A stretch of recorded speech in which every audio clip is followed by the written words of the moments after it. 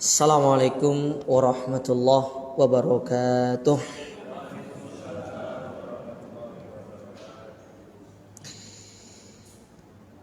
Innal hamdalillah nahmaduhu wa nasta'inuhu wa nastaghfiruh wa na'udzu billahi min syururi anfusina wa min sayyiati a'malina. May yahdihillahu fala mudilla lahu wa may yudlil fala hadiya lahu. Wa asyhadu an la ilaha illallah wahdahu la syarika lahu wa asyhadu anna Muhammadan abduhu wa rasuluh. Ya ayyuhalladzina amanu taqullaha haqqa tuqatih wa la tamutunna illa wa antum muslimun. Amma ba'du fa inna asdaqal hadithi kitabullah wa khairal huda huda Muhammadin sallallahu alaihi wa ala alihi wasallam wa syarrul umuri muhdatsatuha fa inna kulla muhdatsatin bid'ah wa kulla bid'atin dhalalah wa kulla dhalalatin finnar.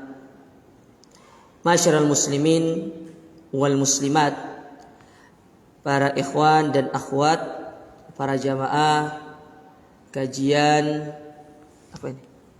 Sedati mengaji ya. Ya, betul ya.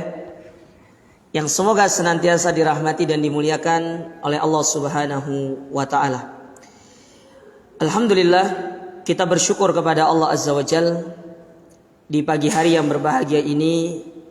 Allah Subhanahu wa taala memberikan kita satu nikmat, yaitu bisa hadir dan berkumpul di tempat yang mulia ini, di salah satu di antara rumah-rumah Allah, di dalam salah satu taman di antara taman-taman surga. Yang mana berkumpulnya kita di sini dalam rangka untuk kita melakukan satu ibadah yang sangat mulia, yaitu menuntut ilmu agama. Bahkan kata para ulama, mereka menyebutkan bahwasanya menuntut ilmu itu merupakan salah satu daripada bentuk jihad kita di jalan Allah Subhanahu wa taala. Sehingga kata mereka pernah mengatakan, man kharaja min baitihi liyata'allama ilman atau liyatluba ilma, barang siapa yang keluar dari rumahnya dalam rangka untuk dia menuntut ilmu agama, faka'annahu fi jihadin atau faka'annahu fi jihadi fi sabilillah, maka sesungguhnya mereka itu sedang berada pada medan jihad di jalan Allah Subhanahu wa taala, hatta yarji ila baitihi, sampai mereka itu kembali ke rumah-rumah mereka. Maka dari situ kita bisa paham bahwasanya keutamaan ilmu atau menuntut ilmu agama itu sangat luar biasa. Mengingat keutamaannya salah satunya adalah seperti seorang sedang berjihad di jalan Allah Subhanahu wa taala. Kalau orang-orang yang hanya keluar sebentar dari rumahnya datang ke masjid untuk belajar, itu sudah dikatakan jihad di jalan Allah. Bagaimana dengan putra-putri kita yang mana mereka itu belajar di pondok berbulan-bulan, bertahun-tahun, maka mereka juga termasuk orang-orang yang sedang berjihad di jalan Allah Subhanahu wa taala. Maka motivasi mereka, terus semangati mereka supaya mereka itu tumbuh rasa giro mereka untuk mempelajari ilmu agama, karena seseorang itu dimuliakan oleh Allah Ta'ala dengan ilmunya. Sebagaimana kata Umar bin Khattab radhiyallahu ta'ala anhu, beliau mengatakan, nahnu qaumun a'azzanallahu bil Islam. Sesungguhnya kami adalah satu kaum yang Allah muliakan dengan Islam. Apa maksudnya? Yaitu kami adalah satu kaum yang dahulu berada di atas kejahilan, tapi dengan ilmu, dengan cahaya Islam, petunjuk dari Nabi SAW, dengan demikian itulah kami diangkat derajatnya oleh Allah Ta'ala dan menjadi manusia yang terbaik setelah para Nabi dan Rasul. Jadi kalau kita pingin mulia, pingin berada di jalan Allah, berjihad di jalan Allah, maka teruslah kita semangat di dalam menuntut ilmu agama. Para jamaah dirahmati dan dimuliakan oleh Allah, pada kesempatan yang berbahagia ini kita akan mencoba mempelajari satu hadis Nabi SAW. Mungkin hadis ini antum sering dengar atau mungkin pernah mendengarnya. Ya, kalau memang pernah mendengarnya, maka kita mempelajari ini dalam rangka untuk kita memurojaah atau kita mengulang kembali pelajaran tersebut. Karena sebagaimana nasihat dari para ulama, diantaranya apa yang pernah kami dapati dari guru kita, yaitu Asy-Syaikh Shaleh Sindi, salah seorang pengajar di Masjid An-Nabawi dan juga pengajar di Universitas Islam Madinah. Beliau pernah mengatakan, innamal ilmu bil murajaah. Ilmu itu harus dimurojaah. Kalau hanya sekedar belajar sekali, apalagi mohon maaf ya, ngapunten, dengan usia kita yang sudah ya lumayan, kadang-kadang ya akeh lalinya daripada ilingnya. Banyak lupanya daripada ingatnya. Maka harus terus diingatkan, terus untuk dimurojaah ilmu tersebut. Dan ini juga sebagai salah satu kiat untuk kita mendapatkan ilmu. Sebagaimana Imam Al-Bukhari, beliau pernah memberikan wasiat kepada orang-orang yang bertanya kepada beliau, kenapa beliau itu hafalannya kuat? Maka beliau mengatakan, ya, bikathratin nadhar ilal kitab, disebabkan karena beliau itu sering melakukan murojaah. Jadi kalau apa yang sudah antum pelajari harus dimurojaah, termasuk mungkin hadis yang akan kita pelajari pada kesempatan yang berbahagia ini. Hadis yang akan kita pelajari ini itu diriwayatkan oleh Imam Ahmad di dalam kitab hadis beliau yang berjudul Al-Musnad, atau Al-Imam At-Tirmidzi di dalam kitab beliau yang berjudul Sunan At-Tirmidzi. Hadis ini diriwayatkan dari jalur sahabat yang bernama Abu Kabsyah Al-Ammari radhiyallahu taala anhu. Jadi periwayat hadis ini yaitu sahabat yang bernama Abu Kabsyah Al-Ammari Al-Ansari radhiyallahu taala anhu, di mana beliau mengatakan, qala Rasulullah sallallahu alaihi wasallam, bahwasanya Rasul sallallahu alaihi wasallam pernah bersabda, salasun uqsimu alaihinna, ada 3 perkara yang aku bersumpah, kata Nabi SAW, kepada Allah atas 3 perkara ini. Bahwasanya perkara ini benar-benar penting dan perlu untuk diperhatikan. Jadi saya ulangi, ada 3 perkara. Ada 3 hal yang Nabi bersumpah. Ketika Nabi sudah bersumpah dengan sesuatu, otomatis perkara itu penting. Ya, ketika kita dapati Allah dan Rasulnya bersumpah atas sesuatu, maka niscaya perkataan atau sesuatu yang dengannya Allah itu bersumpah atau Nabi bersumpah kepada Allah terkait masalah itu merupakan perkara yang sangat penting. Nah, termasuk 3 hal ini. Yang pertama, kata Nabi SAW, beliau mengatakan, ma naqasa malu abdin min shadaqah, tidak akan pernah berkurang harta seorang hamba lantaran karena disedekahkan. Ini konsep hidup ini. Jadi sedekah, harta yang kita sedekahkan, yang kita keluarkan di jalan Allah, itu tidak akan pernah mengurangi harta kita sedikit pun. Ini sumpah Nabi kepada Allah, bahwasanya seorang hamba yang bersedekah, yang mengeluarkan hartanya di jalan Allah, itu tidak akan berkurang. Nanti akan kita sebutkan nanti di antara dalil-dalilnya. Kita baca dulu hadisnya sampai selesai. Kemudian perkara yang kedua, kata Nabi SAW, wala dzulima abdun madlamatan, tidaklah seorang hamba itu dizalimi atau dia ditimpa satu kezaliman yang dilakukan oleh manusia yang lainnya, sabaru alaiha, lalu dia bersabar atas kezaliman tersebut, dia bersabar, illa zadahullahu izzan, melainkan Allah akan menambahkan kemuliaan, mengangkat derajatnya baik di dunia maupun di akhirat. Jadi hukum asal sebenarnya, kezaliman yang dilakukan oleh seseorang itu boleh dibalas dengan kezaliman yang semisal. Itu hukum asalnya. Tapi Nabi memberikan semua yang lebih baik kepada kita. Buat apa balas kezaliman itu? Lebih baik bersabar, karena dengan kita bersabar itu Allah akan menambah derajat kita. Bukan berarti kita tidak mampu melakukan kezaliman itu, tapi kita lebih memikirkan yang lebih baik untuk kita kerjakan. Kayak contoh, ada teman jenengan ngambil mangga jenengan, dia punya mangga, ambil mangganya juga boleh. Karena secara hukum asal membalas kezaliman yang semisal dengan kezaliman yang semisal itu boleh. Ya, itu diperbolehkan, tapi tidak boleh lebih. Kalau teman kita mukul sekali, ya jangan balas 3 kali, itu riba namanya. Ya sekali ya sekali gitu kan. Ya, itu contohnya seperti itu.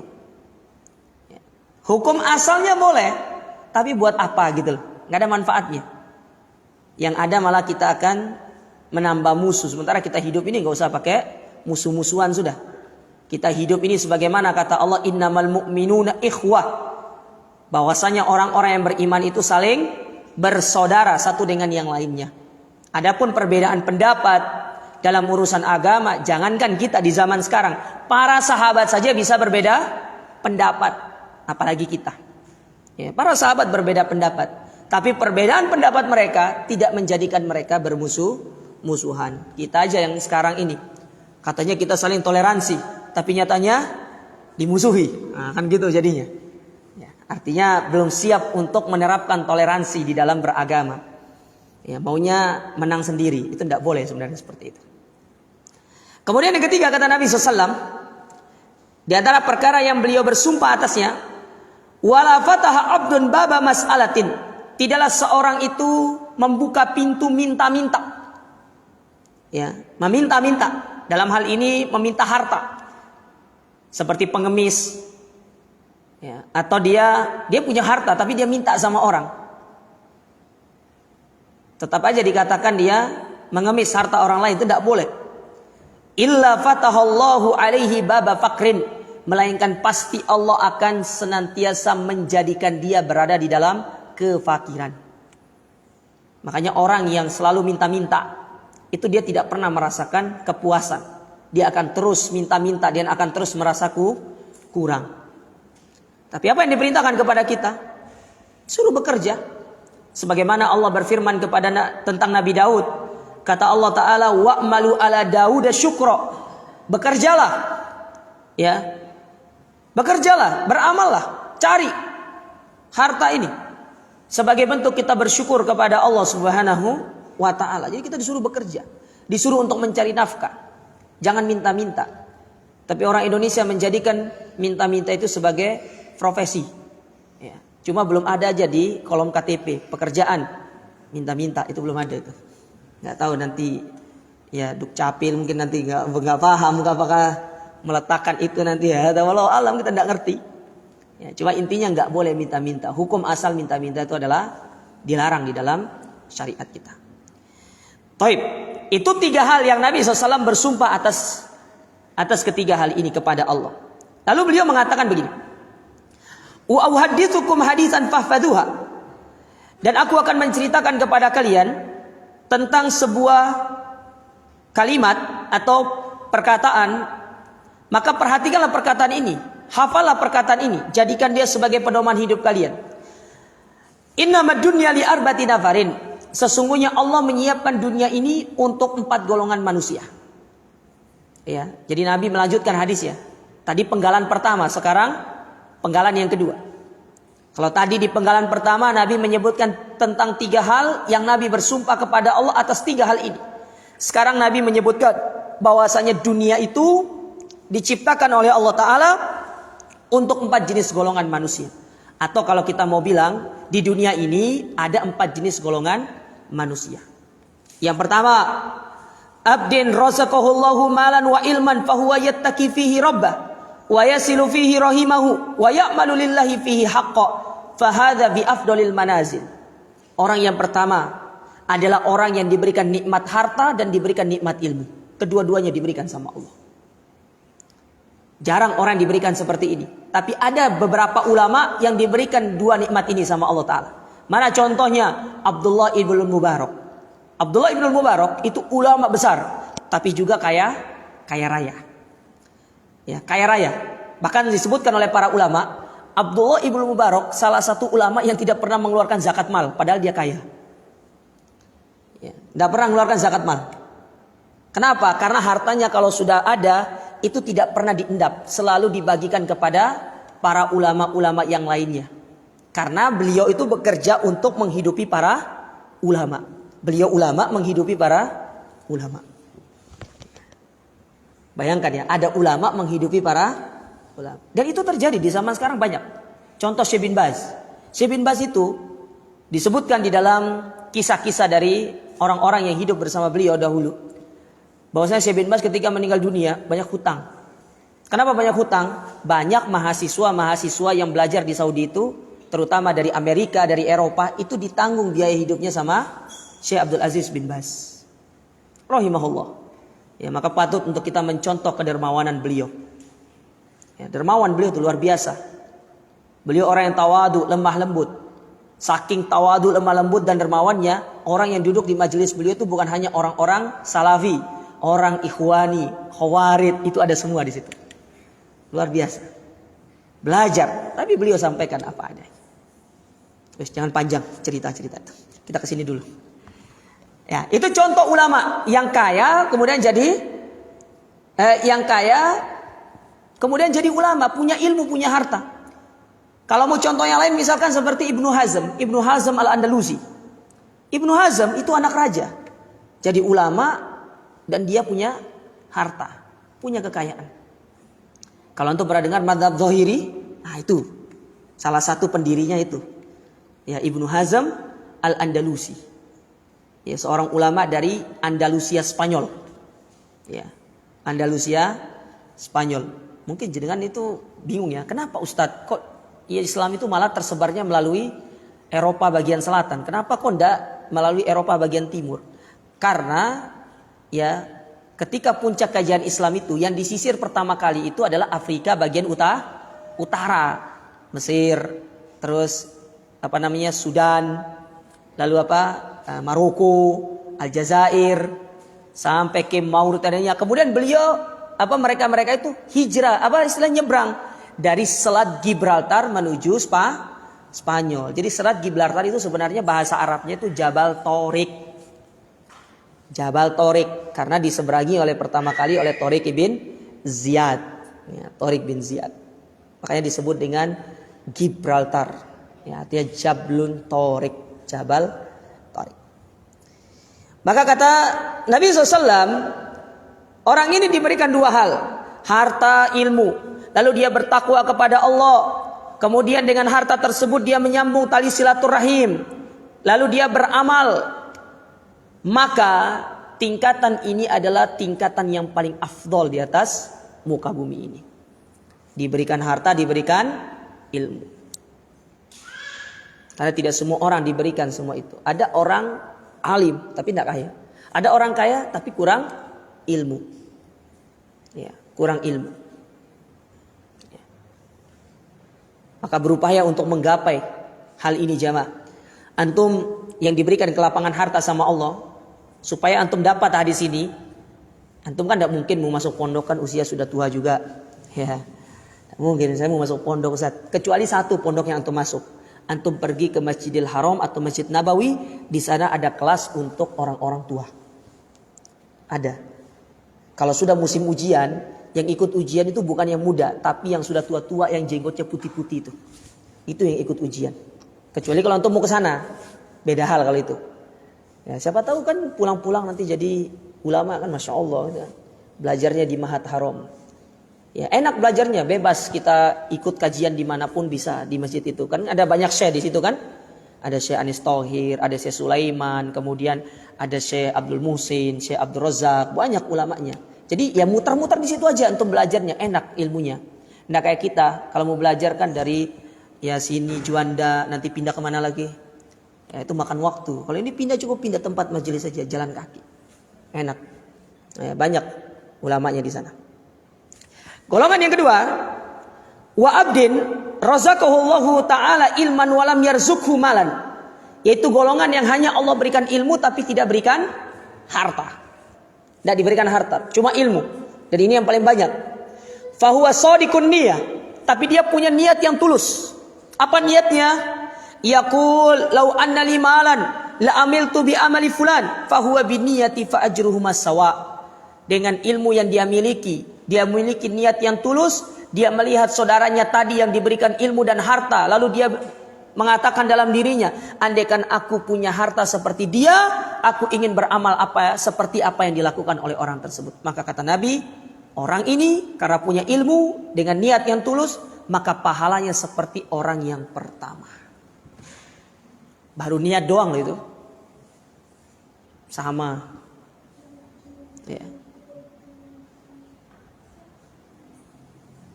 Golongan yang ketiga. Kata Nabi SAW, wa abdin razaqahullahu malan walam yarzuqhu ilman. Yaitu seorang hamba yang diberikan harta tapi tidak diberikan ilmu. Jadi kebalikan dari orang keberapa? Kedua. Kebalikan dari orang kedua. Lalu apa kata Nabi SAW? Ya, yakhbitu fi malihi bighairi ilmin. Dia menghambur-hamburkan hartanya karena dia tidak punya ilmu. Makanya pentingnya orang kaya punya ilmu itu. Nabi mengatakan la ba'sa bil ghina liman ittaqa. Enggak apa-apa kaya, yang penting jenengan bertakwa. Karena dengan ilmu, dengan takwa kita akan tahu untuk apa harta ini, bagaimana kita membelanjakan harta ini di jalan Allah Subhanahu wa taala. Tapi kalau orang enggak punya ilmu, yang ada dia akan berfoya-foya dengan hartanya, menghambur-hamburkan hartanya. Sementara harta itu sendiri kata Nabi dalam hadis Abu Barzah Al-Aslami, dia akan ditanya, min aina tasabahu wa fima anfaqa. Dari mana dapatnya harta ini dan untuk apa engkau menghabiskannya? Pertanyaannya dua. Dari mana jenengan dapat? Apakah dari harta yang halal atau apakah dari cara yang halal atau menghalalkan segala cara? Ini berbeda. Dengan cara yang halal otomatis dengan cara yang syar'i. Tapi kalau dengan cara menghalalkan segala cara, inilah konsepnya orang di luar sana. Sing haram saja susah didapat, apalagi yang halal katanya. Jadi sikat semua. Semua disikat. Padahal sebenarnya tidak. Ya. Karunia Allah itu luas. Cuma terkadang kitanya yang tidak mau berusaha lebih giat lagi untuk mendapatkan karunia Allah. Jadi dia menghambur-hamburkan hartanya. La yattaqi fihi rabbahu wa la yasilu fihi rahimahu wa la ya'malu lillahi fihi haqqa. Dia tidak bertakwa dengan hartanya. Bahkan dengan hartanya dia tidak menyambung tali silaturahim. Dia tidak memberikan kepada orang tuanya. Dia tidak mau berbagi kepada orang lain. Dia tidak mengeluarkan apa yang menjadi hak dari harta tersebut. Karena hak dari harta itu adalah dikeluarkan zakatnya. Dia tidak. Enak kali. Aku sing capek kerja. Kok mereka yang tinggal nerima saja? Lah. Ya, di balik harta kita itu ada bagian orang lain yang harus kita keluarkan. Benar, kita capek bekerja. Tapi harus diingat, capeknya kita, lelahnya kita, kemudian harta yang kita dapatkan itu bukan semata-mata karena kemampuan kita, tapi semuanya itu kembali kepada karunia Allah. Andaikan kita sakit, gimana cara kita bekerja? Ya. Makanya manusia itu tidak boleh mereka angkuh. Jangan sampai kita menjadi korun kedua. Korun disuruh hartanya disuruh apa? Infak, disuruh keluarkan. Apa jawaban korun? Innama utitu ala ilmin indi. Aku mendapatkan ini karena ilmuku. Karena harta ini karena kemampuanku.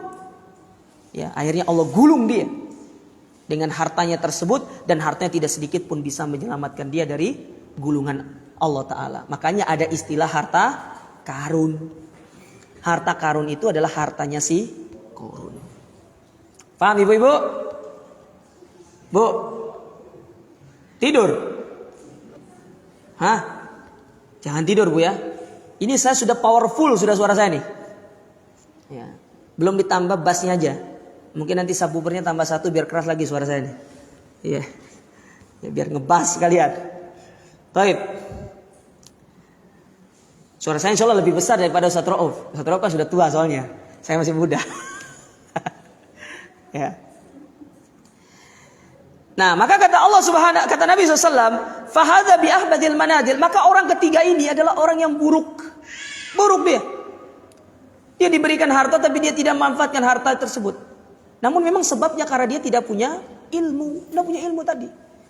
Ya, maka akan dia sebutkan nanti betapa pentingnya ilmu itu jamaah sekalian. Penting ilmu itu. Nanti kita akan nukilkan perkataan-perkataan para ulama terkait masalah pentingnya ilmu itu. Kemudian golongan yang keempat, kata Nabi SAW, wa abdin lam yarzuqhullahu malan wala ilman, yaitu seorang hamba yang Allah tidak berikan kedua-duanya. Berarti kebalikan dari orang keberapa? Orang pertama. Ya, kebalikan dari orang pertama. tidak diberikan dua-duanya. Ya. Kalau yang pertama tadi harta sama ilmu. Kalau orang yang keempat nggak diberikan dua-duanya. Wala punya harta, wala punya ilmu. Tapi coba perhatikan nih perkataan orang ini.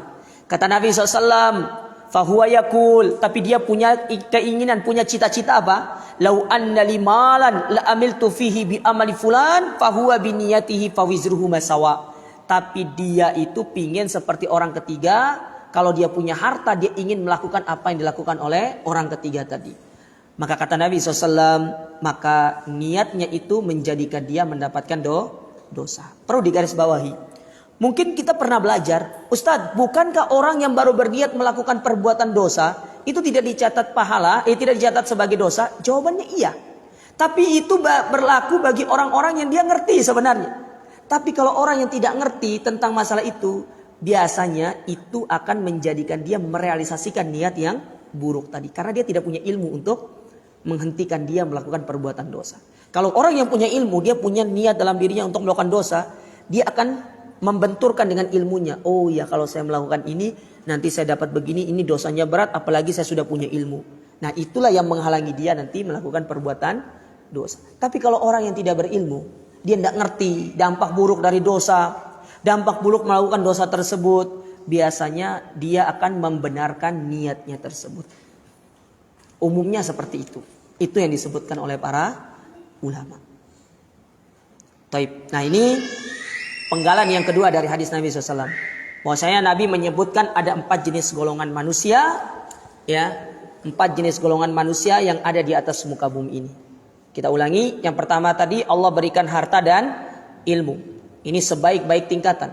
Yang kedua Allah berikan ilmu, tidak berikan harta. Yang ketiga Allah berikan harta tapi tidak berikan ilmu. Dan yang keempat Allah tidak berikan kedua-duanya. Taib. Apa pelajaran yang bisa diambil dari hadis ini jamaah? Yang pertama, hadis ini mengajarkan kepada kita ta'kidul kalam bil qasami taratan wa bi ghairi taratan ukhra lil timami wal hasi alal muqsam alaihi. Bolehnya seseorang itu sekali-kali bersumpah untuk menguatkan ucapannya.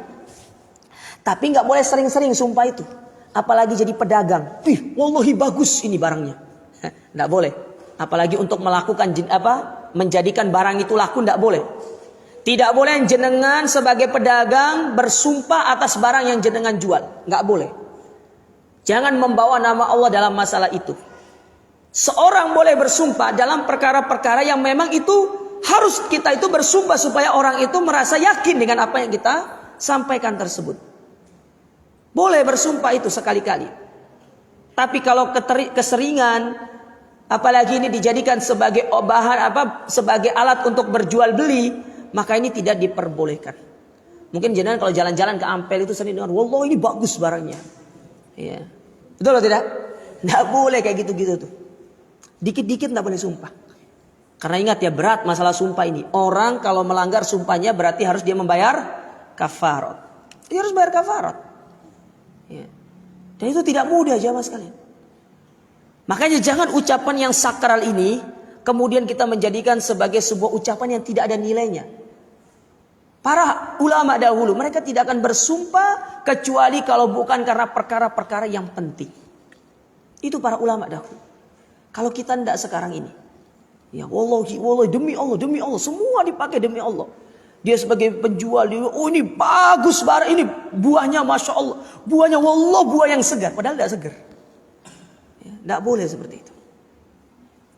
Ya, jangan dikit-dikit bersumpah. Kecuali kalau memang dibutuhkan. Seperti contoh ketika jenengan berada di persidangan. Boleh bersumpah. Untuk menguatkan argumentasi. Boleh. Ya, diperbolehkan. Ya. Makanya sebenarnya ketika seorang itu sudah bersumpah di hadapan manusia yang lainnya dengan membawa nama Allah. Kita tidak boleh memaksa lagi dia. Karena itu pasti itu nanti kaitannya antara dia dengan Allah. Urusan dia nanti bohong atau tidak dengan sumpahnya, itu kita serahkan semuanya kepada Allah. Karena dia membawa nama Allah. Kita menghukumi secara zahir. Urusan dia bohong atau tidak itu urusan dia.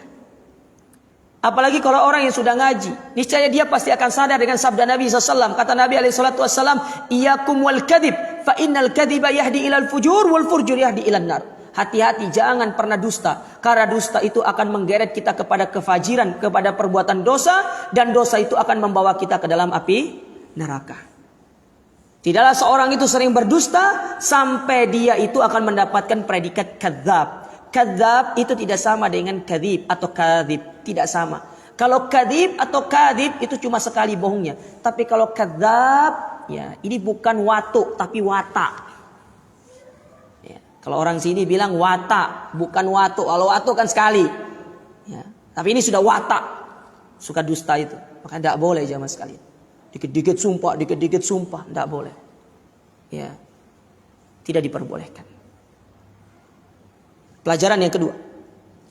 Ya. Di antara pelajaran yang bisa diambil dari hadis ini, yaitu barokatuz zakati was shadaqah. Keberkahan dari sedekah. Sedekah itu, Masya Allah, memberikan keberkahan kepada harta. Ya. Dan kalau jenengan membaca sebuah tulisan yang berjudul, mungkin nanti jenengan coba cari, kiat untuk mendapatkan kehidupan yang berkah. Salah satu kiat yang dibawakan oleh para ulama itu adalah dengan kita senantiasa selalu bersedekah. Sedekah. Sebagaimana Allah Subhanahu wa taala ya berfirman di dalam Al-Qur'an, di dalam surat Al-Baqarah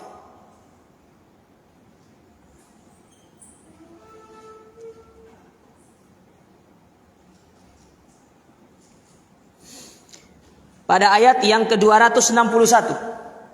Apa kata Allah Subhanahu wa taala? Perhatikan bagaimana Allah Subhanahu wa taala menyebutkan keberkahan dari sedekah terhadap suatu harta. Allah mengatakan masalul ladzina yunfikuna amwalahum fi sabilillah. Perumpamaan orang-orang yang berinfak di jalan Allah. Ingat, di garis bawahi di situ di jalan Allah. Bukan di jalan yang lainnya, di jalan Allah. Ya. Di jalan Allah. Entah itu berinfak untuk dakwah, jenengan keluarkan uang untuk pendidikan anak jenengan di pondok, itu merupakan infak di jalan Allah. Makanya jangan pernah merasa kita itu berat kalau anak kita sekolah di pondok. Biayai dia. Biayai dia. Karena dia sedang berjuang di jalan Allah. Kita sedang membiayai mujahid di jalan Allah Subhanahu wa taala. Selalu mohon isti'anah kepada Allah. Ya, semoga Allah memudahkan kita untuk membiayai anak kita. Bayangkan subhanallah jamaah, kalau mereka jadi belajar, ya, kita biayai dengan ikhlas. Makanya kenapa banyak anak nggak jadi-jadi itu, biasanya bapaknya berat biaya anaknya. Ya, akhirnya anaknya sering kabur dari pondok itu. Ya, izin kepada ustadznya, Ustadz saya mau pergi keluar bentar. Ternyata kabur. Tau-taunya mana main PS. Itu dulu sering banyak itu, di pondok kita dulu seperti itu. Jadi kan dulu di pondok kita itu ya ada jam boleh keluar. Namanya pondok kan kecil dulu pondok kita itu. Sekarang besar pondoknya sekarang. Kalau dulu kecil pondok kita itu, masjid 3 lantai, belakangnya itu kelas, atas paling atas itu asrama, bawah itu kantor sama kelas. Ya jadi jadi kalau masuk, kebetulan warna pondoknya itu kuning. Masuk kamar kuning, keluar kamar kuning, kamar mandi kuning, kelas kuning. Ya, jadi serba kuning. Ya, serba kuning. Tapi Masya Allah, dari pondok itu lahir ustadz-ustadz besar. Terutama angkatan-angkatan saya tuh ustadz. Kayaknya saya yang paling bodoh kayak di angkatan saya tuh. Yang lainnya Masya Allah luar biasa semua. Nah kalau kita itu ya, ikhlas, membiayai anak kita. Itu yang menyebabkan mereka itu akan berhasil menjadi orang nanti ketika berada di pondok itu. Itu menyebabkan dia semangat. Tapi kalau sendiri kita berat membiayainya, merasa sulit. Itu yang menyebabkan anak itu tidak nyaman belajar di pondok itu. Karena kita terkesannya terpaksa untuk membiayai mereka. Habis waktunya. Ada alarmnya bareng ini. Ibu-ibu kalau habis waktunya tinggal batuk 3 kali aja. Kalau batuk 3 kali corona berarti. Ya. Bayangkan jenengan biayain anak jenengan itu sedekah. Sebagaimana Nabi SAW pernah bersabda, apa tidaklah seorang suami atau bapak memberikan satu suapan kepada istri atau anaknya, melainkan itu dihitung sedekah. Kalau itu saja dihitung sedekah, gimana jenengan mengeluarkan uang puluhan juta untuk menyekolahkan anak jenengan di jalan Allah Ta'ala di pondok. Maka itu min babil aula, kata para ulama. Itu lebih utama dikatakan sedekah daripada hanya sesuap nasi. Sedekah itu. Makanya jangan kita pernah merasa berat anak kita sekolah di pondok, karena mereka sedang berada di jalan Allah. Tapi kita kembali ke ayat ini. Kata Allah Subhanahu wa taala, "Masalul ladzina yunfikuna amwalahum fi sabilillah kamatsali habbatin," seperti satu biji benih. "Ambatat sab'a sanabila fi kulli sumbulatin mi'atu habba," menumbuhkan 7 bulir, dan setiap bulir itu ada 100 biji. Jadi satu biji menumbuhkan menumbuhkan 7 bulir. Setiap bulir itu ada 100 bijinya. Berarti ada berapa ratus itu? 700. Dari 1 jadi 700. Ya. Makanya tidak usah heran kalau kita membaca sirah sahabat itu, ketika Nabi menyuruh mereka bersedekah, berinfak, kayak kisah Umar sama Abu Bakar itu. Ketika Nabi SAW mengatakan kepada para sahabat, kumpulkan harta, kita mau melakukan perang Tabuk. Kita mau perang nih. Kalau dulu, zaman dulu, perang itu biayanya sendiri-sendiri. Kalau sekarang kan negara yang biayai. Ya. Nabi katakan, ayo kumpulkan harta kalian untuk berperang. Maka datang sahabat membawa hartanya, ini hartaku ya Rasul, ini ada yang bawa, ini ada yang bawa ini. Tinggal 2 orang belum datang, Umar sama Abu Bakar. Datang Umar membawa hartanya, ya Rasulullah, ini setengah dari hartaku. Ya. Apa kata Umar? Niscaya hari ini Abu Bakar tidak akan bisa mengalahkanku, kata dia. Datang Abu Bakar, ya Rasulullah, ini seluruh hartaku. Padahal sebenarnya secara nominal hartanya Umar lebih banyak daripada hartanya siapa? Abu Bakar. Tapi masalahnya Abu Bakar itu menginfakkan seluruh totalitasnya yang dilihat. Ditanya sama Nabi SAW, ya Abu Bakrin, mada tarok tali ahlik, apa yang kau tinggalkan untuk keluargamu? Apa jawaban beliau? Taraktu Allah wa Rasulah, aku tinggalkan Allah dan Rasulnya. Ada gak kita kayak gitu? Ya, 100 ribu aja mau infak aja ke kotak amal itu, mikirnya itu banyak cabangnya. Pulsa, paket internet, ya ini, waduh, iki 100 ribu bawa ke pasar lumayan ini, ibu-ibu bawa ini segala macam. Ya. Subhanallah jemaah. Padahal sebenarnya Allah Subhanahu wa taala itu tidak mematok nominal kita tidak mematok kok, tidak patok dia. Allah Ta'ala tidak mematok. Sekecil besar, ya berapapun nominalnya, Allah tidak mematoknya. Yang Allah patok itu apa? Kata Nabi SAW, ahabu a'mali ilallah adwamuha wa inqalla, yaitu sedekah yang senantiasa berkesinambungan. Itu yang dipatok sama Allah Ta'ala. Sementara nominal tidak pernah Allah mematok nominal itu. Pernah nggak antum dapati dalil dalam Al-Quran, dalam hadis Nabi SAW, bahwasanya seorang hamba harus bersedekah sekian-sekian, kecuali zakatul fitr dan zakatul mal. Zakatul fitr jelas, ada patokannya. Dan itu pun tidak banyak, betul? 3 kilo. Sedikit atau banyak 3 kilo? Sedikit ya mas kalian. Insya Allah lebih mahal rokok-rokoknya orang-orang di luar sana. 1 bungkus itu berapa sih sekarang rokok itu? Ada yang 30, ada yang 40 bahkan itu kalau yang mahal-mahal itu. Bahkan lebih mahal kopi jenengan itu kalau kopi di kafe itu. Benar gak? Jenengan masuk Starbucks, masuk Excelso, 1 kopi itu ya, espresso. Lebih besar gelas ini tuh. Berapa? Homsin 50 ribu. 50 ribu. Ya, padahal gawe dewe itu isok sebenarnya kan. Tinggal giling-giling dewe itu kan. Isok gitu sebenarnya isok. Cuma ya pingin gayanya tuh loh. Starbucks gitu kan. Ya. Padahal kopi kampung tuh lebih enak. Apalagi kalau jenengan mencoba kopi Sumbawa. Waduh. Insya Allah berpaling dari kopi yang lain. Ya. Lebih mahal daripada itu. Serius. Allah gak banyak pematok. Harta zakat mal. Sedikit. 2,5% dari harta kita. Allah tidak menyuruh kita mengeluarkan 10%, 20%. Tidak, hanya 2,5% yang kita diperintahkan untuk mengeluarkannya. Tidak seperti sebagian-sebagian ada kelompok-kelompok yang di luar sana yang mewajibkan kepada pengikutnya untuk mengeluarkan zakat. Bahkan sampai 10% disuruh keluarkan. Subhanallah jemaah. Ya, ada PPN saya berapa? 11 sekarang. Naik ya? Ya Allah. Kita sing makan, kita sing bayar pajak. Padahal kita yang beli loh itu, kita yang bayar pajak. 11% loh PPN itu. Allah dari zaman dahulu 14 abad yang lalu sampai sekarang dan sampai hari kiamat tidak akan pernah berubah. 2,5%. Kurang baik apa Allah Ta'ala kepada kita? Kurang baik apa coba? Tidak pernah mematok berapapun yang dikeluarkan. Tapi coba lihat ketika Allah Subhanahu wa Ta'ala menyebutkan berapapun yang kalian keluarkan tetap balasannya itu 700 kali lipat. Nah, itu dia. Di situ poinnya. Berapapun yang kalian keluarkan tetap balasannya 700 kali lipat. Ya, lalu Allah katakan wallahu yudhaifu liman yasha wallahu wasi'un alim. Dialah yang yang berhak untuk mengembangkan atau menambahkan harta tersebut kepada siapa yang dia kehendaki. Ayat yang lain yang menjelaskan tentang sedekah masih dalam surat Al-Baqarah. Ya. Kata Allah Subhanahu wa taala,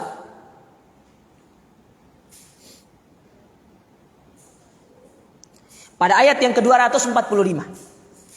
Apa kata Allah Subhanahu wa taala? Allah berfirman, nah ini lebih lagi.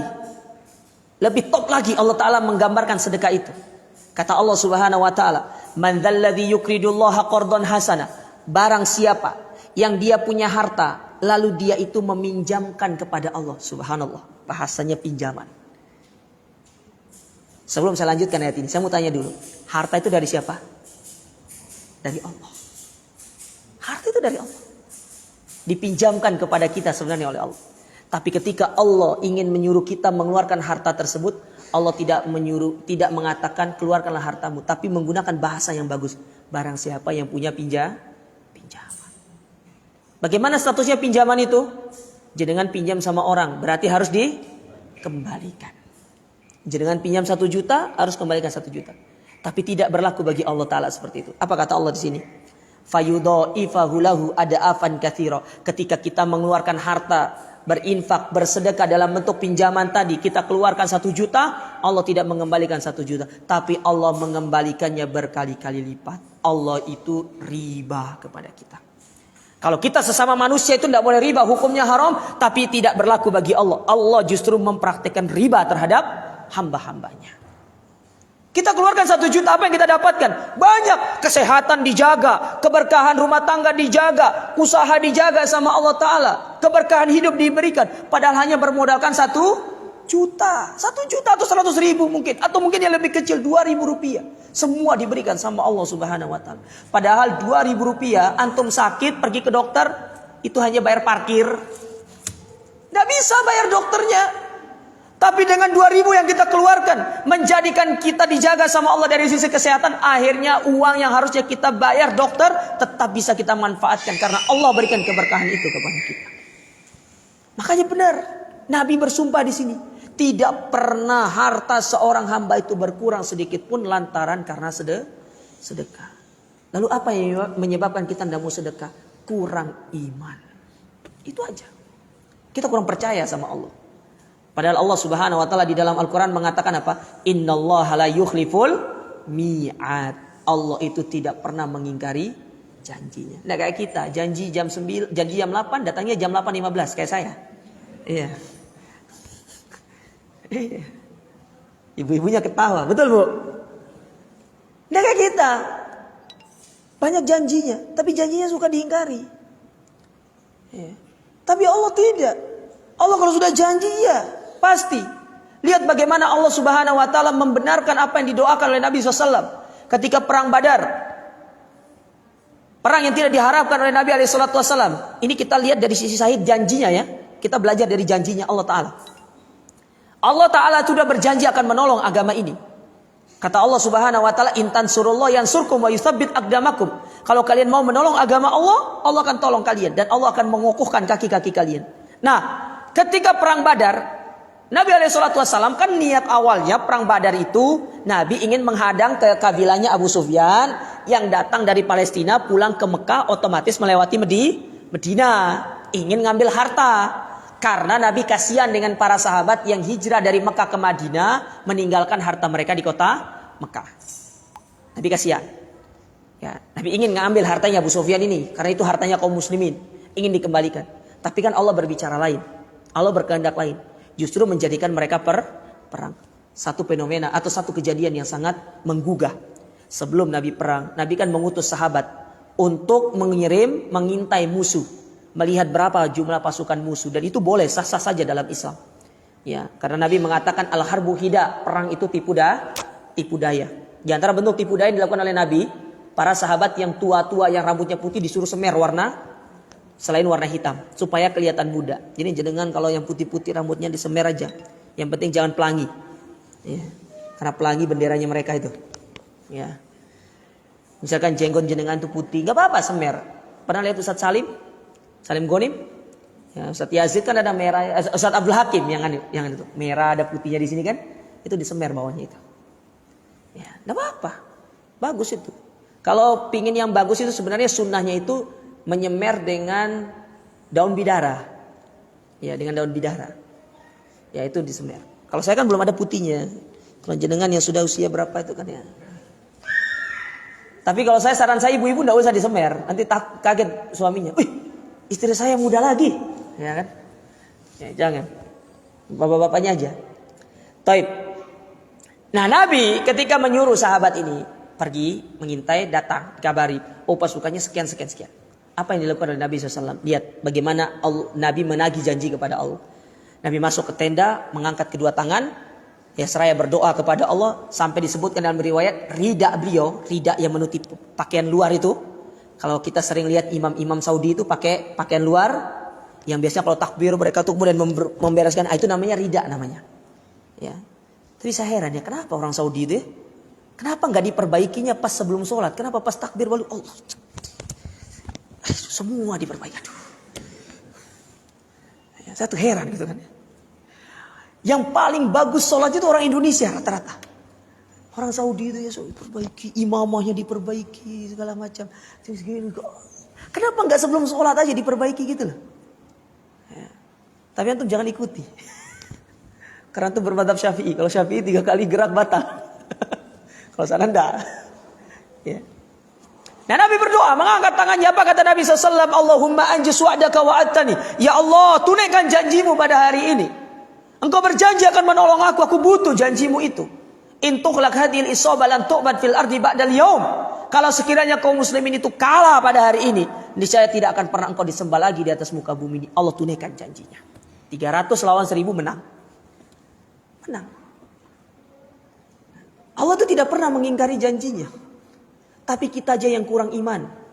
Lihat bagaimana para sahabat, saking mereka percaya dan yakin dengan janji Allah Subhanahu wa taala kepada mereka.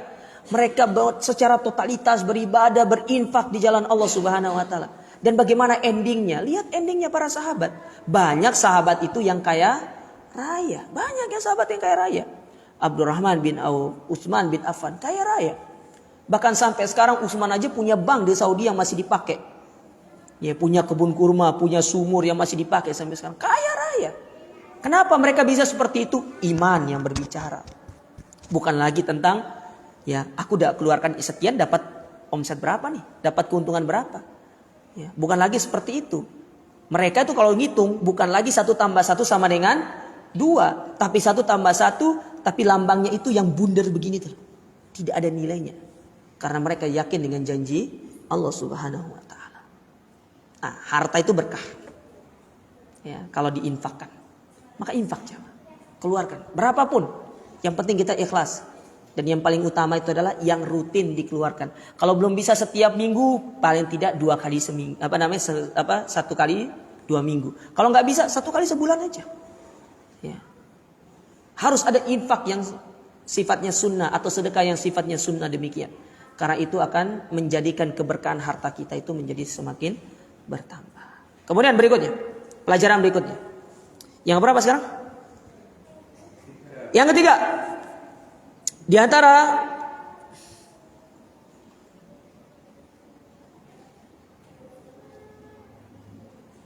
pelajaran yang bisa diambil dari hadis ini mengajarkan kepada kita fadlus sabri wa adhimi manzilatihi, pentingnya kesabaran dan tingginya kedudukan kesabaran tersebut. Itu diambil dari mana? Dari penggalan Nabi yang mengatakan tidaklah seorang hamba dizalimi kecuali dengan dia bersabar. Ya. Kata Imam Ahmad, Dan ini juga disandarkan kepada Ibnu Taimiyah. Kata Imam Ahmad, Allah menyebutkan kesabaran itu di dalam Al-Quran sebanyak 90 kali. Dengan bentuk yang berbeda.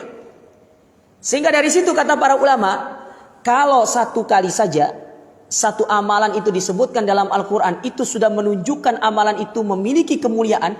Bagaimana kalau sudah disebutkan sebanyak 90 kali? Maka itu menunjukkan betapa sabar itu mulia sekali di sisi Allah Subhanahu wa taala. Antum kalau baca tentang sabar, nanti baca Riyadhus Shalihin kitab tentang masalah sabar itu, luar biasa hadis-hadis yang dibawakan oleh Al-Imam An-Nawawi tentang masalah sabar. Hadis yang menjelaskan tentang betapa indahnya sabar itu. Maka sungguh indah kata seorang penyair, as-sabru murrun kasmihi wa madaqatuhu ahla minal asal. Sabar itu pahit memang, tapi hasil yang didapatkan dari kesabaran itu lebih manis daripada madu. Lebih manis daripada madu. Lihat bagaimana para sahabat ketika bersabar 13 tahun selama di Mekah, pindah ke Madinah. Apa yang Allah berikan kepada mereka? Mereka menguasai dunia. Sabar. Dakwah kita difitnah sana sini. Tapi dengan kesabaran para ustadz-ustadz kita, sekarang bagaimana dakwah sekarang ini berkembang? Luar biasa nikmat dari Allah Subhanahu wa taala. Itulah pentingnya sabar itu. Sabar itu sangat luar biasa jemaah sekalian. Kalau satu kali saja dikatakan oleh para ulama itu sudah menunjukkan, kalau satu kali saja disebutkan dalam Al-Quran sudah menunjukkan sabar itu adalah amalan yang luar biasa. Bagaimana ini kalau disebutkan sebanyak 90 kali. 90 kali. Lihat bagaimana wasiat Nabi.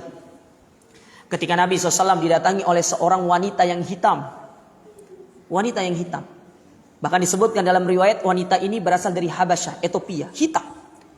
Nah, wanita ini terkena penyakit epilepsi. Ya. Penyakit epilepsi. Kalau bahasa kitanya penyakit apa itu? Penyakit ayan yang tiba-tiba kambuh kayak orang gila itu ya. Ya. Epilepsi. Datang orang ini. Pergi ke Nabi SAW mengatakan apa? Ya Rasulullah, ini ashtaki. Sesungguhnya aku itu terkena penyakit epilepsi. Doakanlah kepada Allah supaya aku sembuh. Apa jawaban Nabi SAW? Nabi tidak mengatakan iya. Tapi mengatakan, in sobarti falakil jannah. Kalau kamu mau bersabar, engkau dapat surga. Justru Nabi menganjurkan untuk apa? Sabar. Karena Nabi tahu betapa pentingnya ibadah sabar tersebut. Lalu orang ini mengatakan, ya sudah, saya akan bersabar, tapi doakan kepada Allah. Ketika aku sembuh, ketika aku kumat, jangan sampai auratku tersingkap. Maka Nabi SAW berdoa kepada Allah supaya orang ini ketika dia kumat, auratnya tidak tersingkap. Maka sungguh sangat disayangkan.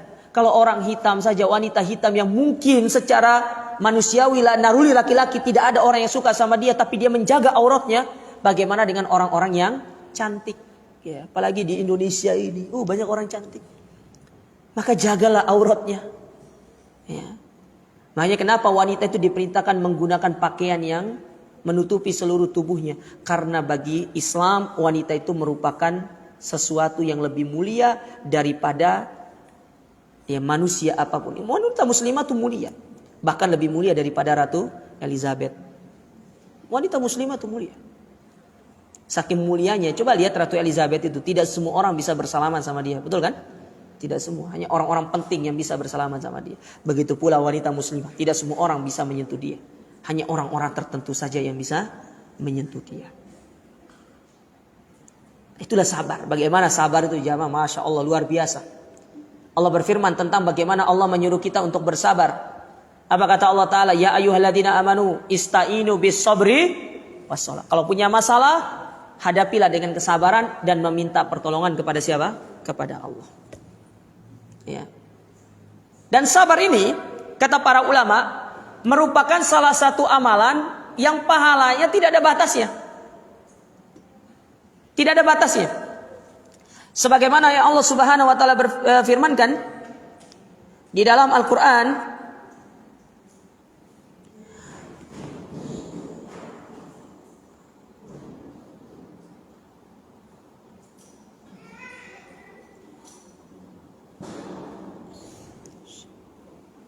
sebentar saya carikan ayatnya dulu.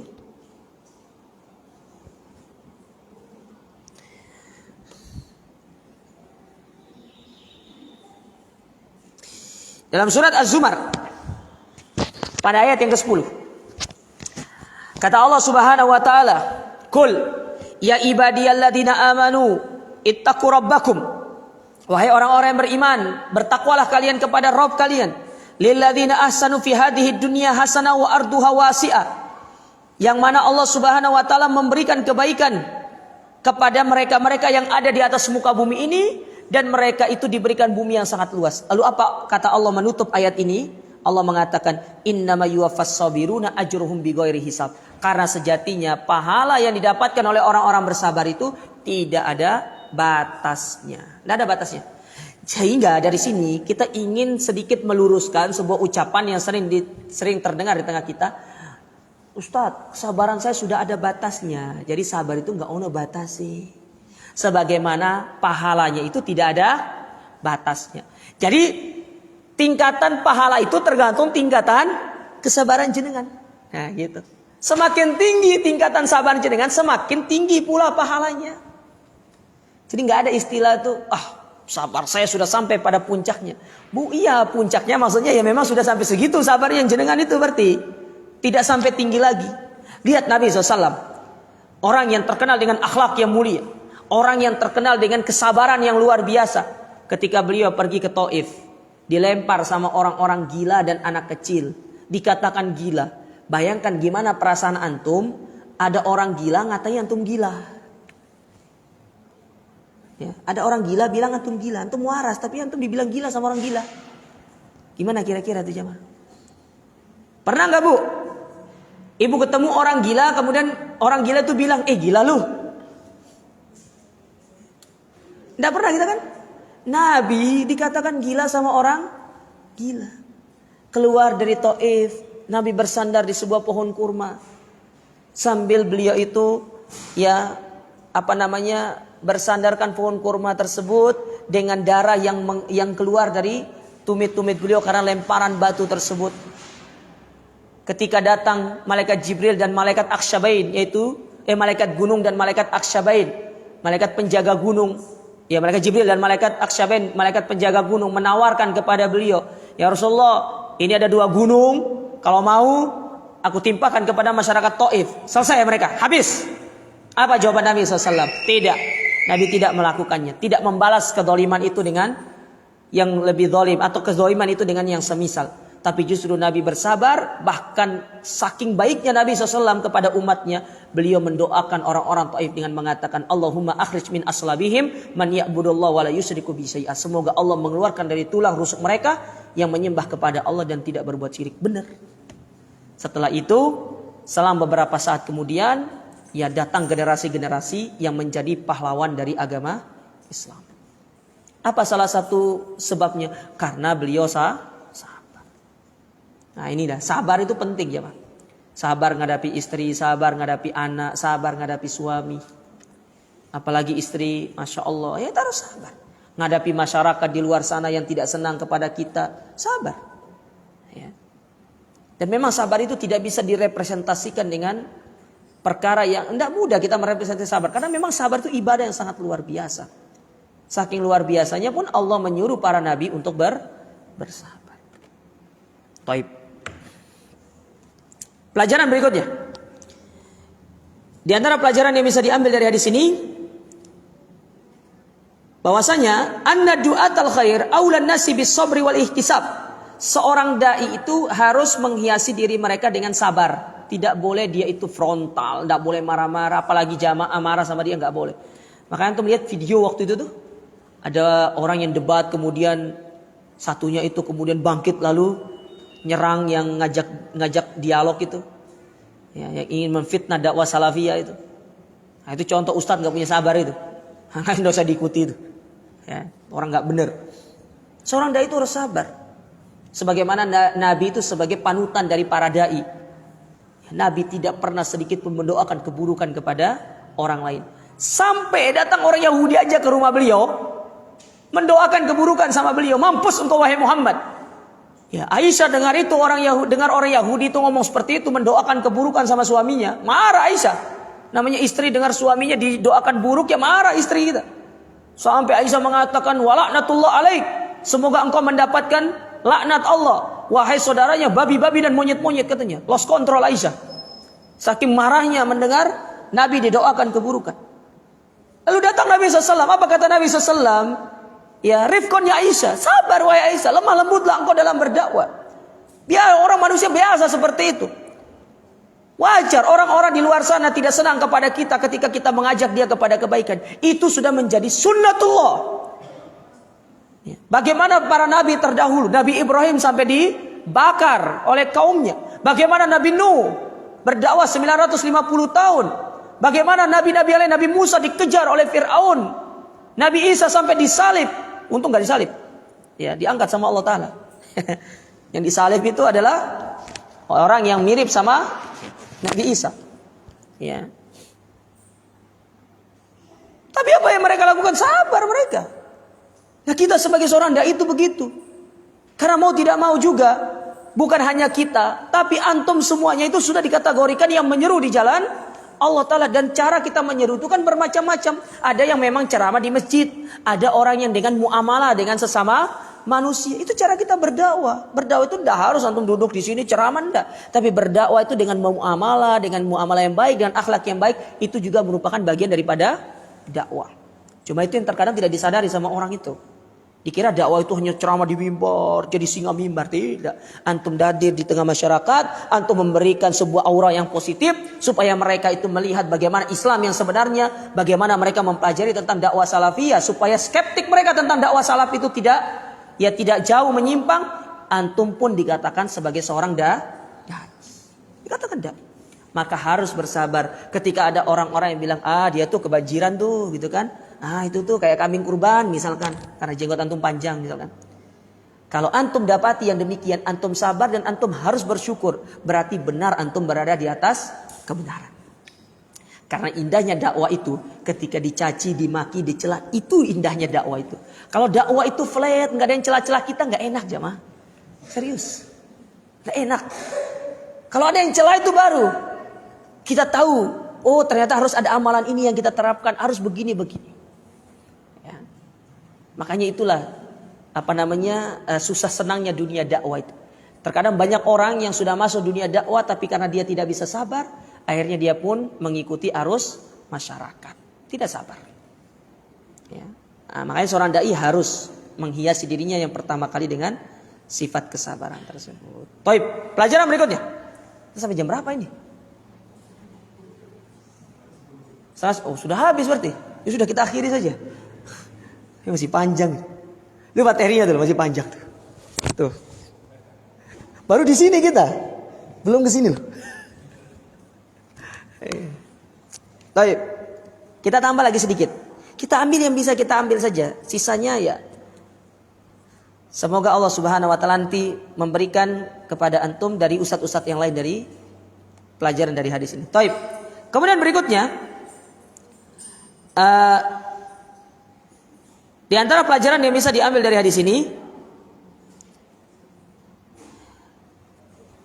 hadis ini mengajarkan kepada kita tentang fadlul ilmi, keutamaan dari ilmu.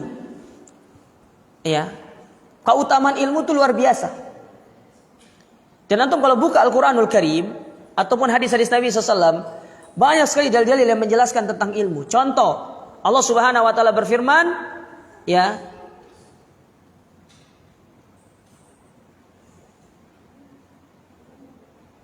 Qul hal yastawil ladina ya'lamun wal ladina la ya'lamun. Apakah sama orang-orang yang berilmu dengan orang-orang yang tidak berilmu? Ya. Qul hal yastawil ladina la ya'lamun Qul hal yastawil ladina ya'lamun wal ladina la ya'lamun. Apakah sama antara orang-orang yang berilmu dengan orang-orang yang tidak berilmu? Maka jawabannya adalah tidak sama. Ya, tidak sama antara orang yang berilmu dengan orang-orang yang tidak berilmu. Dalam surat Az-Zumar pada ayat yang ke-9. Ya, tidak sama.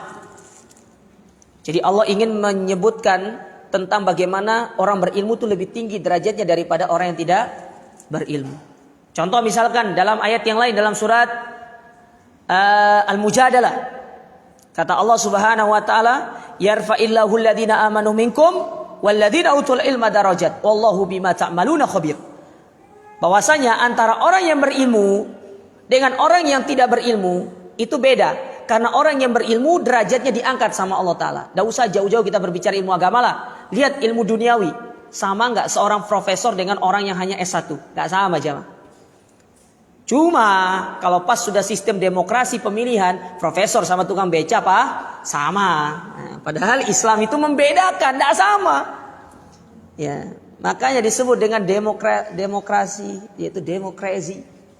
Ya, tidak sama jemaah sekalian. Tidak sama. Ya. Lihat Abdullah ibnu Abbas dijadikan sebagai dewan penasehatnya Umar bin Khattab, padahal umur beliau itu masih belia lantaran karena apa? Ilmu. Karena Nabi mendoakan Abdullah ibnu Abbas dengan mengatakan Allahumma faqihu fid din wa 'allimhu ta'wil. Ya Allah, ajarkan kepada anak ini ilmu agama dan pahamkan dia tentang Al-Qur'anul Karim. Ya, makanya dites sama Umar kan? Ketika sahabat-sahabat senior dikumpulkan, ada Abdullah ibnu Abbas hadir sendiri. Yang lainnya protes. Kenapa dia kok boleh? Kenapa anak-anak kita yang lain nggak boleh? Padahal anak-anak yang lain itu kan juga sebaya dengan dia. Contoh Abdullah ibnu Umar, itu kan anaknya Umar toh, tapi tidak diajak hadir di situ. Yang justru diajak hadir siapa? Abdullah ibnu Abbas. Yang lainnya protes senior-senior ini. Ya. Nah, ini menunjukkan bahwasanya ya tidak selamanya umur itu menentukan orang itu lebih tinggi kedudukannya, tapi yang menjadikan kedudukan orang itu tinggi karena ilmunya. Akhirnya dites sama Umar, coba apa yang kalian pahami dari firman Allah Ta'ala idza jaa nasrullahi wal fath. Semua menjawab itu tentang kemenangan. Kata Ibnu Abbas, tidak ada yang benar. Disalahkan semua. Ya. Hayat itu berbicara atau surat itu berbicara tentang ajalnya Nabi. Artinya kalau sudah semua orang masuk Islam, Mekah sudah ditaklukkan, Islam sudah sempurna, apalagi tugasnya Nabi? Kan tidak ada. Berarti otomatis Nabi sebentar lagi meninggal. Benar. Karena ketika ayat itu turun, berselang beberapa hari kemudian Nabi itu sakit, yang kemudian Nabi meninggal dunia. Dari situ mereka itu ketika lihat Abdullah ibn Abbas, tidak berani sudah, angkat tangan.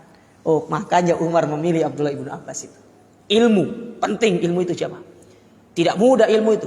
Makanya kata para ulama, harta Allah berikan kepada semua orang, tapi ilmu tidak Allah berikan kepada semua orang. Hanya orang-orang pilihan yang diberikan ilmu tersebut. Nah, ketika antum diberikan kesempatan itu, anak antum diberikan kesempatan itu, jangan sia-siakan, manfaatkan, gunakan itu sebagai cara kita untuk mendapat kemuliaan di sisi Allah Subhanahu wa taala. Jadikan nama kita itu terukir indah di sisi Allah, enggak perlu terukir indah di sisi manusia. Enggak perlu. Buat apa? Ya. Biarkan Allah yang menyebut nama kita. Sebagaimana hadis yang sering kita dengar ketika Nabi SAW menyebutkan 4 keutamaan orang yang hadir di majelis ilmu. Diliputi rahmat, dinaungi oleh malaikat, diturunkan ketenangan kepada mereka. Dan yang paling penting, nama mereka disebutkan di sisi Allah di hadapan para malaikat. Kita saja bangga kalau dipanggil sama Gubernur Jawa Timur di hadapan seluruh masyarakat Jawa Timur. Atau kita dipanggil di hadapan seluruh masyarakat Surabaya misalkan. Atau kita di Sidoarjo nih dipanggil sama Bapak Bupati. Fulan maju, dikasih penghargaan. Banggaannya luar biasa. Gimana kalau sekarang yang panggil kita Allah Ta'ala, Rabbul Alamin. Di hadapan para malaikat makhluk Allah yang tidak pernah bermaksiat.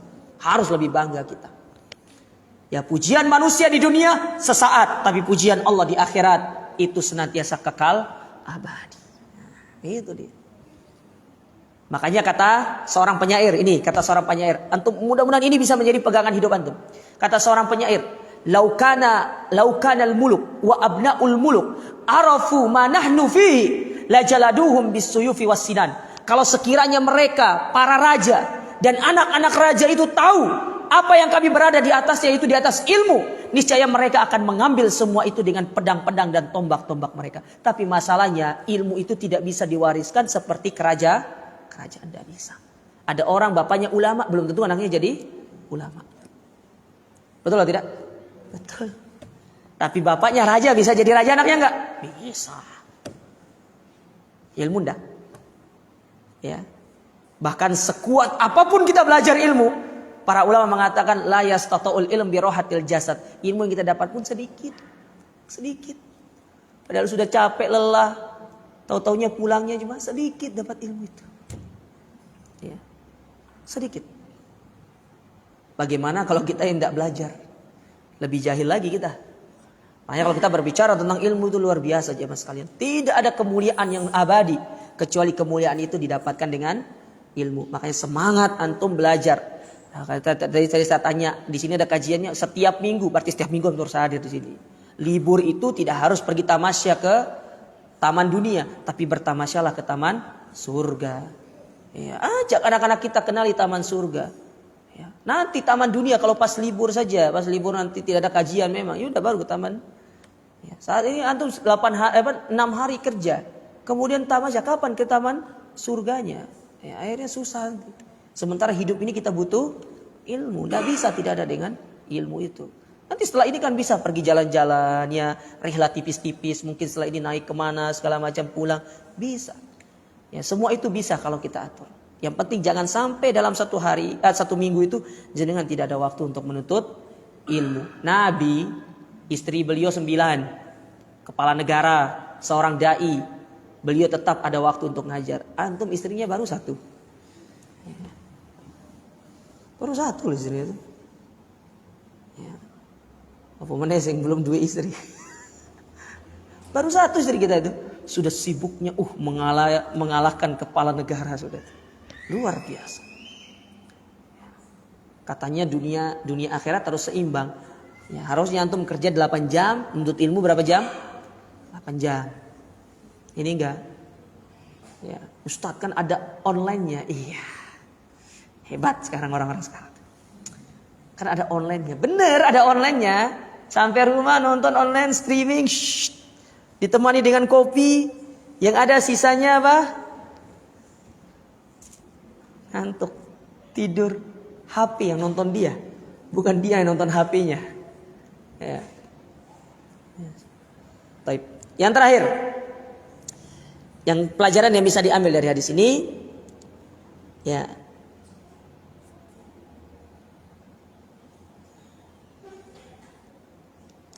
Hadis ini mengajarkan kepada kita tentang kamalu adlillahi ta'ala wa hikmatihi. Tentang kesempurnaan keadilan Allah subhanahu wa ta'ala yang Allah berikan kepada hamba-hambanya. Allah itu adil. Ya. Antara orang mukmin dengan orang kafir, Allah itu adil. Mana contoh keadilan Allah kepada orang kafir? Orang kafir berbuat baik, Allah balas kebaikan mereka di dunia. Tapi di akhirat tidak dapat pahala. Loh, kenapa tidak dapat pahala Ustaz? Kan tidak adil. Adil itu kan bukan menyamaratakan, tapi memberikan sesuai dengan porsinya. Nah, kalau misalkan antara orang kafir dengan orang beriman itu sama pahalanya, buat apa kita beriman itu jadinya? Sementara beriman ini kan ada pembedanya, menjadi pembeda antara orang-orang yang tidak beriman. Ya. Jadi Allah itu maha adil, memberikan sesuatu itu kepada manusia sesuai dengan porsinya. Termasuk membagikan harta, yang harta seorang begini-begini, itu semua sudah ada hikmahnya di sisi Allah subhanahu wa ta'ala. Tugas kita apa sih? Tugas kita adalah cukup bersyukur, meyakini semua ini merupakan karunia Allah yang dalam bentuk keadilannya, dan kita senantiasa menjalani kehidupan ini dengan benar-benar taat kepada Allah subhanahu wa ta'ala. Itu saja cukup. Ya, apalagi dibarengi dengan sifat qanaah, tidak perlu iri sama orang. Kalau kita mau iri nih saya kasih tips. Kalau kita mau iri sama orang lain yang kaya itu, yang hartanya lebih banyak, antum harus ingat orang miskin itu lebih cepat masuk surga. Jadi pertanyaan saya, antum mau jadi orang miskin cepat masuk surga atau kaya lambat masuk surga? Ibu-ibu, Bu, saya mau tanya Bu. Bu, kok ketawa duluan? Ibu mau kaya tapi lambat masuk surga atau miskin namun cepat masuk surga? Kaya tapi cepat masuk surga. Semua sepakat. Itu semua sepakat. Saya pun mau kayak. Ya, tapi tidak ada pilihan itu. Karena Nabi menyebutkan perbedaan orang kaya dengan orang miskin masuk surga itu orang miskin duluan 500 tahun baru orang kaya. Tapi Nabi berikan solusi yang sebagaimana saya sebutkan di awal tadi. Apa kata Nabi? Tidak apa-apa kaya, yang penting bertakwa. Kalau sudah bertakwa, jenengan kan sudah tahu jawabannya. Nanti hartamu kamu apa? Oh begini. Sudah cepat selesai. Cepat masuk surga. Meskipun panjang pertanyaannya, tapi jenengan sudah siapkan jawabannya. Sudah. Kayak orang itu ya mau ujian, dia tidak tahu jawabannya. Akhirnya bingung-bingung sendiri dia. Tapi kalau sudah tahu jawabannya kan tinggal tulis tuh. tulis, setelah itu keluar, kan gitu dia. Nah, kurang lebih seperti itu. Ya, kurang lebih seperti itu. Adapun orang miskin, apa yang mau ditanya? Harta nggak punya. Yang cari paling amal doang. Usiamu untuk apa? Amalmu untuk apa? Harta nggak punya, sudah masuk. Orang kaya, akeh hartanya. Dia meninggal 5 triliun hartanya. Nah, itu panjang di pertanyaan itu. Nah, supaya tidak panjang pertanyaannya, disiapkan dari sekarang. Hartamu banyak, untuk apa? Aku sedekah, aku ini ya Allah Ta'ala. Ada catatannya, kan malaikat yang catat ya Allah Subhanahu Wa Ta'ala. Sudah selesai, masuk surga. Ya. Dan itu nanti bisa untuk pelajari di dalam salah satu kejadian di hari kiamat, yaitu berkaitan dengan Yaumul Hisab, yaitu hari di mana kita akan dihisab sama Allah Ta'ala. Dihisab, benar-benar dihisab kita ini. Kalau bahasanya orang-orang kantoran itu diaudit. Kita akan diaudit. Tapi bedanya kalau audit dunia itu bisa dibayar. Ya toh? Tapi auditnya Allah Ta'ala, enggak bisa aja. Sak titik komanya, sak menit kapan kita berhentinya, itu semua akan diaudit sama Allah Subhanahu wa Ta'ala. Hadza wallahu alam yang bisa saya sampaikan. Kurang lebihnya kami mohon maaf atas apa yang sudah kami sampaikan ini. Berhubung karena ya saya kan cuma pengganti ya. Jadi pertanyaannya nanti jenengan ke ustadz yang lain aja. Ya, ke ustadz yang lain aja. Tapi gak apa-apa, ada 5 menit saya kasih waktu lah. Ada apa-apa 5 menit. Ibu-ibu, ada pertanyaan? Ada pertanyaan ditulis saja. Ya. Ditulis. Ada pertanyaannya?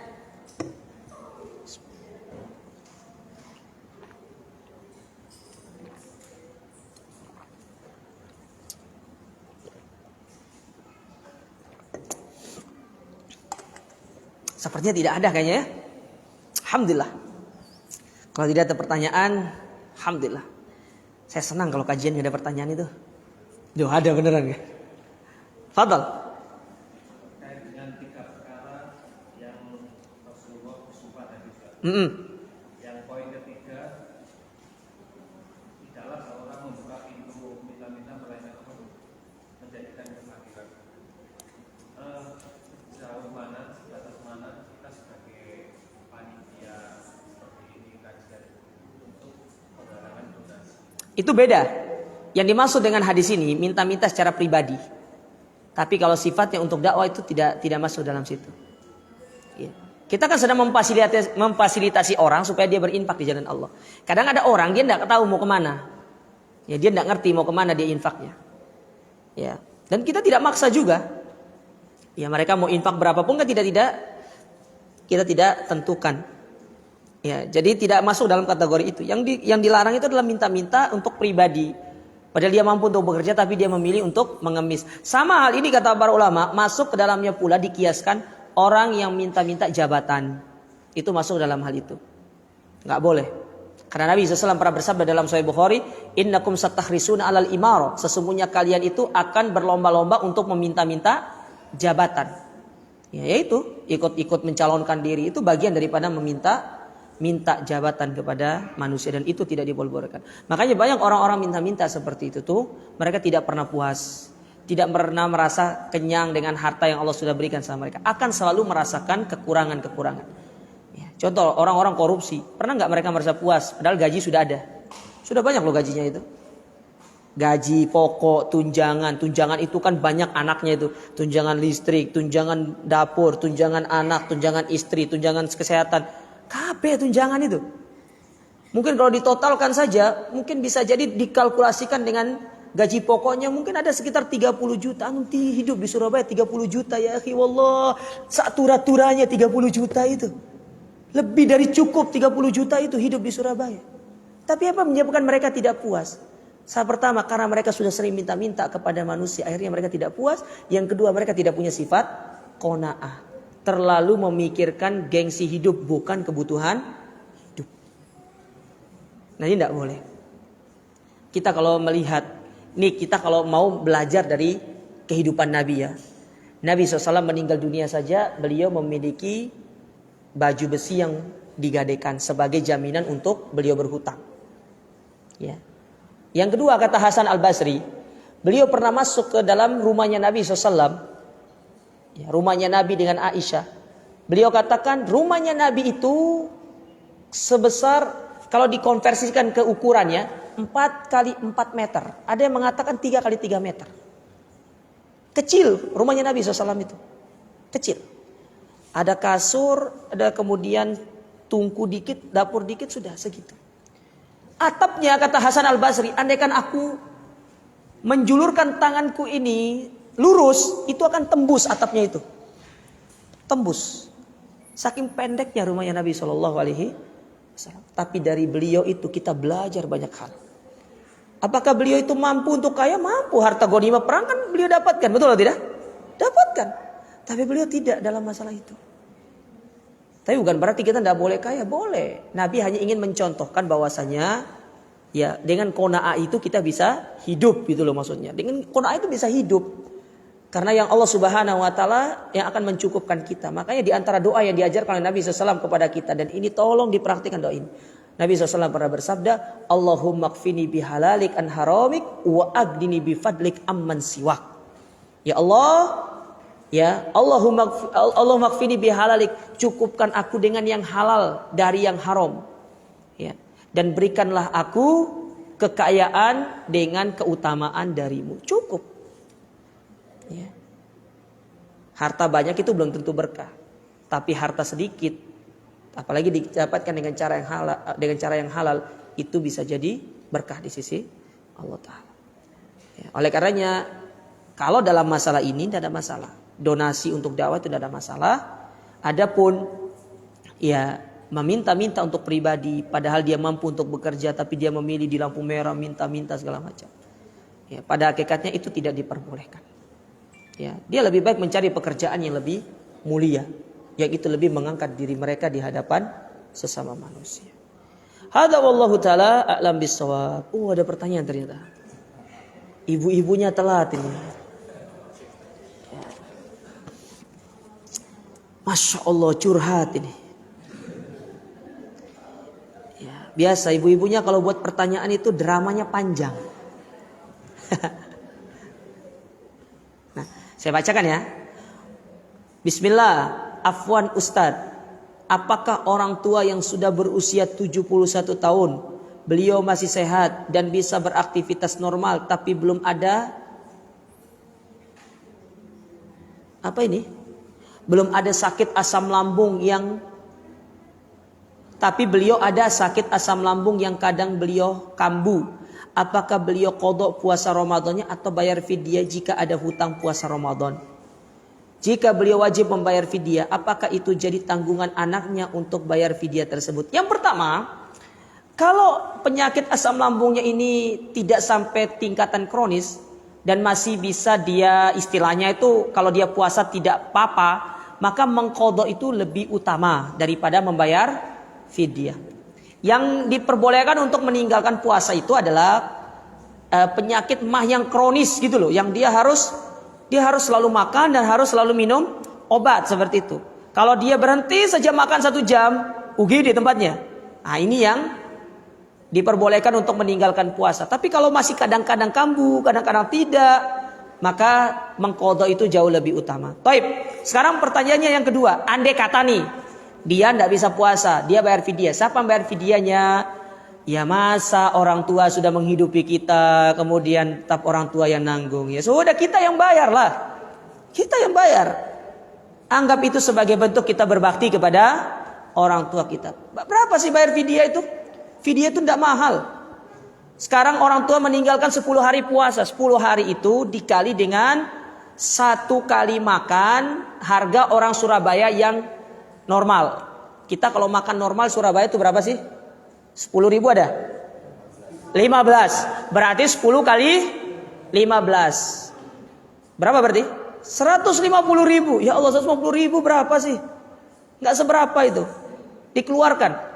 Dibeli dalam bentuk nasi atau dalam bentuk sembako. Tapi yang paling utama itu adalah nasi yang sudah siap makan. Itu yang paling utama. Apakah itu Ustadz satu hari itu mencakup makan 3 kali? Bukan, hanya 1 kali aja. 1 kali makan aja. Jadi 1 hari itu dengan 1 kali makan. Bukan dengan 3 kali makan seperti pemahaman kita kan makan sarapan, makan siang, makan malam. Tidak, tapi hanya untuk 1 kali makan aja. Ya, jadi 15 untuk 1 hari. Berarti kalau ada 10 hari kali 10 hari. 15 kali 10 berarti 150.000. Pertanyaannya sekarang, nih saya turunkan pertanyaannya lagi. Boleh nggak dibagi untuk 1 orang? Boleh. Boleh nggak dikasih untuk 15 orang atau 10 orang tadi? Boleh. Tergantung bagaimana jenengan mau mengeluarkannya. Mau dikasih 1 orang, mau dikasih 5 orang, dikasih terserah. Ya. Tapi yang paling afdal itu kata para ulama, semakin banyak yang menikmati itu yang lebih baik. Bisa dipahami ya? Itu lebih baik. Ya. Dan tidak boleh mengeluarkan fidyah dalam bentuk fulus. Karena fidyah itu dikeluarkan dalam bentuk makanan.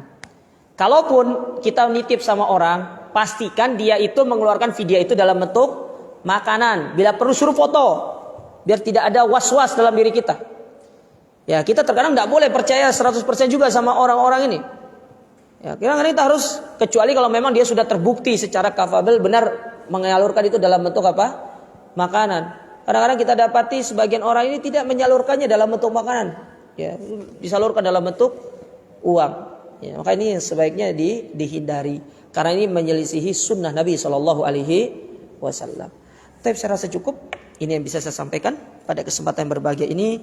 Sekali lagi kami mengucapkan jazakumullah khairan kepada para jamaah, kepada panitia kajian Sedati Mengaji atas undangan yang diberikan kepada kami, dan semoga Allah Subhanahu wa taala senantiasa memberikan istiqomahan kepada kita, selalu menjaga kita di atas keikhlasan. Dan semoga Allah Ta'ala memberikan kita ilmu yang bermanfaat, memudahkan mengamalkan ilmu, dan diwafatkan di dalam kondisi husnul khotimah. Kita akhiri dengan doa kafaratul majlis. Subhanakallahumma rabbana bihamdika, asyhadu an la ilaha illa anta astaghfiruka wa atubu ilaik. Wassalamualaikum warahmatullahi wabarakatuh.